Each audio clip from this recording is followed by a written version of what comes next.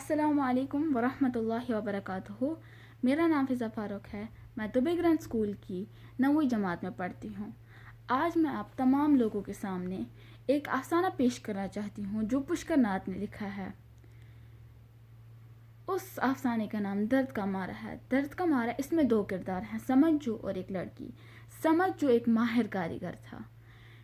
یہ ایک ایسا ہنر جانتے تھے جس میں یہ جانوروں کی کھالوں میں نیا جسم فٹ کرتے تھے، اور یہ ہنر انہوں نے اپنے باپ رمضان جو سے سیکھا تھا. رمضان جو ان پڑھ تھا، لیکن ان کے ہاتھوں میں ایک ایسا جادو تھا جس کو دیکھ کے انگریز لوگ بھی حیران ہو جاتے تھے. رمضان جو نے اپنے بیٹے سمجھو کو اس ہنر کے تمام اسرار و رموز سکھائے. ایک دن ایک لڑکی سمجھو کی دکان پر آئی. اس لڑکی نے ایک منقش تپائی پہ ایک چیتے کا بچہ دیکھا تھا. اس چیتے کے بچے کو دیکھ کے لڑکی حیران ہو گئی، کیونکہ یہ بالکل اصلی لگ رہا تھا اور اسے لگا تھا کہ یہ ابھی اس تپائی سے کودے گا. تو یہ دیکھ کے اس لڑکی کے منہ سے ایک ایسی آواز نکلی جو نہ چینخ تھی نہ خوشی کا اظہار تھا. پھر اس لڑکی نے سمجھو سے پوچھا کہ یہ چیتے کا بچہ بیچنے کے لیے ہے یا ڈیکوریشن کے لیے ہے. سمجھو نے جواب دیا کہ یہ بیچنے کے لیے ہے. لڑکی نے اس کی قیمت پوچھی. سمجھو نے کہا کہ یہ 2780 روپے کا ہے. لڑکی یہ سن کر واپس چلی گئی. پھر کھانے کے سمے یہ لڑکی پھر سے واپس آئی. جب سمجھو اپنے اندرونی دکان کے حصے میں کھانا کھانے کے لیے جا رہے تھے تو وہ بہت محتاط انداز سے اس چیتے کے بچے کے پاس چلی گئی اور بہت دھیان سے اس چیتے کے بچے کو دیکھ رہی تھی. تو اس وقت سمجھو نے دیکھا کہ اس لڑکی کے جو ہونٹ تھے یہ تھر تھر آ رہے تھے.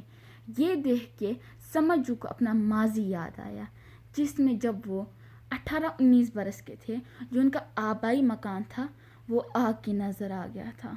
اور اس وقت اس کے بعد جب بھی وہ کسی خوبصورت مکان یا چیز کو دیکھتے تھے ان کے ہونٹ اسی طرح تھر تھر آتے تھے. تو سمجھو کو سمجھ آ گیا کہ اس لڑکی کے پاس اتنے پیسے نہیں ہیں کہ وہ یہ چیتے کا بچہ خرید سکے اور وہ اپنے خوابوں کے چاند کو حاصل نہیں کر پائے گی. تو پھر سمجھو نے سوچا کہ میں اس کے قیمت میں کچھ منافع کر دیتا ہوں اس لڑکی کے لیے.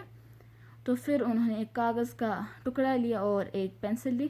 پھر انہوں نے منافع نکالا. پھر وہ لڑکی پھر سے آئی اس دکان پہ.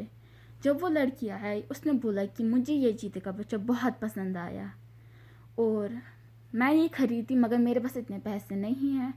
تو سمجھو نے کہا کہ مجھے پتہ ہے آپ کے پاس اتنے پیسے نہیں ہیں، تو میں نے اس کے اندر منافع کر دیا ہے. تو پھر انہوں نے کہا کہ اس کا میں نے آپ کے لیے صرف مٹیریل کاسٹ کا پرائس آپ کو دینا ہے، وہ ہے 1780 روپے.